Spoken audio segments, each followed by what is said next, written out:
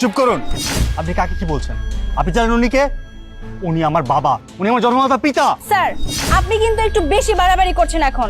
এসব কি হচ্ছে আমি তো সেটাই বুঝতে পারছি না। আমি আপনার বাড়িতে এসেছি আপনার সাথে ডিল করার জন্য, কিন্তু আসার পর থেকে আপনার বাড়ির দারোয়ান আপনার এই খ্যাত মার্কা বাবাটা সে আমাদের সাথে মিসবিহেভ করেই যাচ্ছে। এখন কিনা আপনি আমার অ্যাসিস্ট্যান্টের গায়ে হাত তুলছেন। আপনি কিন্তু এই কাজটা একদম ঠিক করছেন না। খ্যাত একটা লোক, সে কিনা আপনার বাবা, এটা কিভাবে পসিবল? আমি তো সেটাই বুঝতে পারছি না। চুপ, একদম চুপ। আর একটা কথা বলবেন না। আপনি কাকে কি বলছেন? কাকে খ্যাত বলছেন? আপনি জানেন উনি কে? যে কাজের জন্য আপনাদেরকে আমি বাসায় আসতে বলেছিলাম, উনি হচ্ছে আমার বাবা। আমার বাবার সাইন ছাড়া কিচ্ছু হয় না। থামো সূর্য। আচ্ছা সূর্য, তুমি যে আমাকে কালকে বলেছিলে যে আজকে একটা পার্টি আসবে, ড্রিল করবে, সেই সইটা আমার আজকে করতে হবে, তাহলে কি এরা তারা? জি বাবা, বানারে। বাহ বাহ বাহ বাহ, খুব খুশি হলাম আপনাদের ব্যবহারে, আমি খুব খুশি হলাম। এই যে মিসেস না মিস, যাই হোক, আপনি যে আমার গায়ে হাত তুললেন, আমি কিন্তু আপনার বাবার বয়সে, আমি কিন্তু একজন বয়স্ক লোক। কিভাবে আপনি আমার গায়ে হাত তুলতে পারলেন? তাও একবার না, দুইবার আপনি হাত তুলেছেন। আমি আপনাকে বলতে চেয়েছিলাম যে এই বাড়িটা আমার, কিন্তু আপনি সুযোগ দেননি। আমি বলতে চেয়েছিলাম সূর্য আমার সন্তান, আপনি আমাকে সুযোগ দেননি। কি ভেবেছেন ভদ্রলোকী পোশাক পরলেই বুঝি ভদ্রলোক হওয়া যায়? আরে শুনুন, শুধু পোশাক পরলেই কিন্তু ভদ্রলোক হওয়া যায় না। আপনারা শিক্ষিত হয়েছেন ঠিকই, কিন্তু সুশিক্ষায় শিক্ষিত হতে পারেননি। এই যে আমার ছেলে সূর্য, আমি এই সূর্যকে মানুষ করেছি।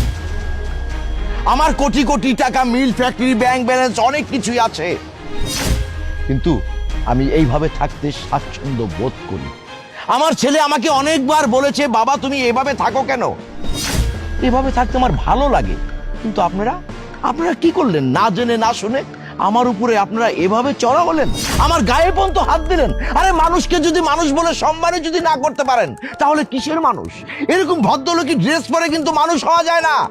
ভিতরের মনুষ্যত্বটাকে জাগ্রত করুন, মানুষকে সম্মান দিন, সম্মান পাবেন। আর এই যে 2 দিনের পুটি খালি ফালান খালি, তাই না?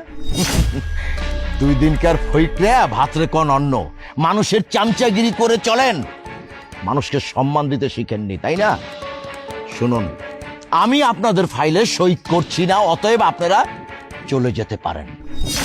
দেখলি ভাইয়া, তুই না জেনে শুনে যে কোনো মানুষের সাথে ডিল করে বসে থাকিস। আসলে বাবা যা করে না একদম ঠিক কাজ করে। এই সব লোকের সাথে না জেনে শুনে না ডিল করা একদম উচিত না। আজকে যদি তুই না জেনে এর সাথে ডিল করতে, আমাদের কোম্পানির কত বড় একটা লস হয়েছে তো তার কোনো আইডিয়া আছে? এরা কাদের সাথে কি ব্যবহার করতে হবে সেটাই তো জানে না। হোক না সে বাড়ির দারোয়ান, হোয়াটএভার, যে কেউ হতে পারে, তার সাথে কি এরকম আচরণ করা ঠিক? একদম ঠিক না। আরে যাদের বিবেক বোধ নেই তাদের সাথে ব্যবসা করলে তো ব্যবসায় লস হবেই। তাই ব্যবসায় ডিল করার আগে দেখে নিতে হবে যে যার সাথে আমি ব্যবসা করছি তার ভিতরে মনুষ্যত্ববোধ আছে কিনা, সে নীতিবান নিষ্ঠাবান না কিনা। এইসব কি কথা স্যার? প্লিজ আপনি আপনার বাবাকে বোঝান। দেখুন, মিসআন্ডারস্ট্যান্ডিং হয়েই থাকে, তাই বলে যে ডিলটা ক্যান্সেল হয়ে যাবে এটা কি ধরনের কথা?